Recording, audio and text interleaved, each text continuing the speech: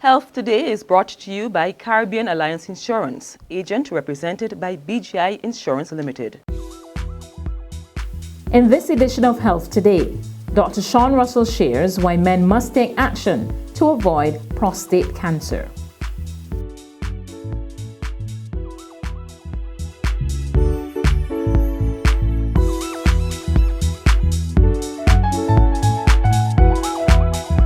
You ready for me to go in? Let's stay. Get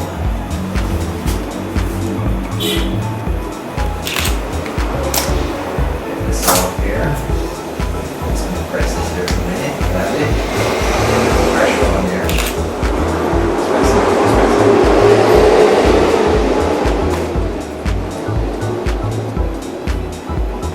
That's Dr. Sean Russell performing the prostate-specific antigen test, or the PSA test, one of two screenings for prostate cancer. It's an activity staged by Cancer Support Services to give men the opportunity to get tested and learn more about the disease. More than 100 men participated in the event, and according to Executive Director of Cancer Support Services, Jan Linton, it's a significant development. She's pleased that more men are taking charge of their health. The last few months we were only doing something like 60 or 65, but today we did over 100 or 105.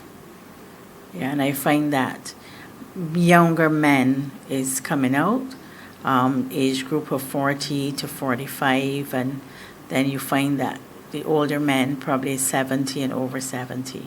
Dr. Russell welcomes the news that younger men are coming forward for testing, especially since prostate cancer is more deadly in younger men.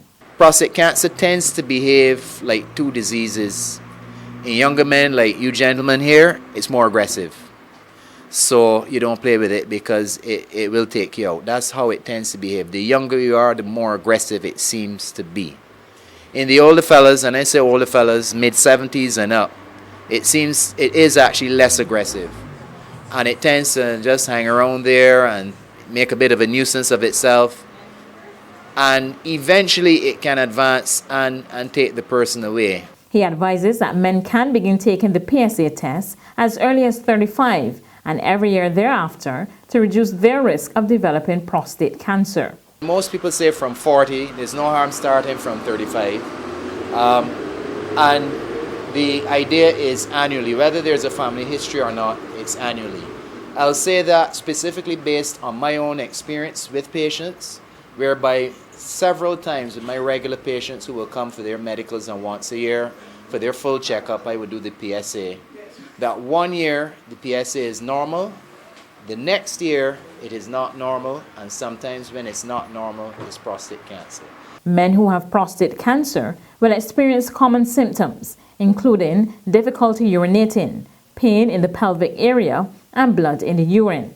But Dr. Russell cautions that men should get tested and not wait until there are signs, because prostate cancer can be present even when some patients are symptom-free. In the past 10 years, 100% of the patients I had diagnosed with prostate cancer had 0 symptoms.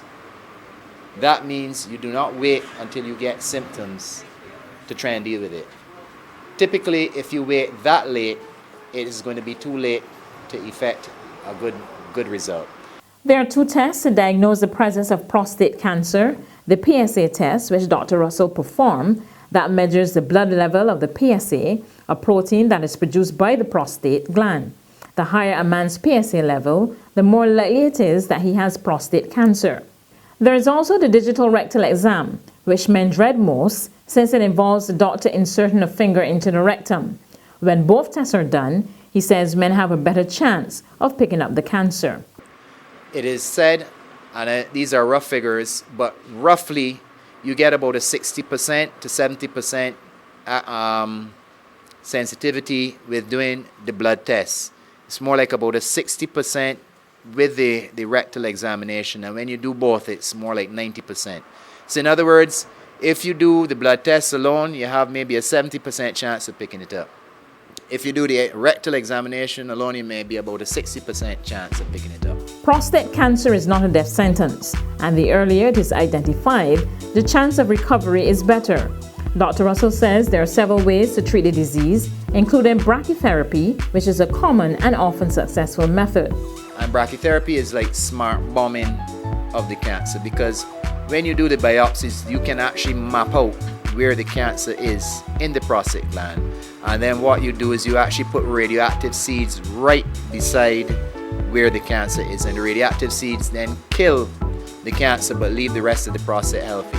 In addition, patients can also opt for chemotherapy or cryotherapy, which involves the use of hypercold instruments to freeze the cancer. Patients may also remove the prostate.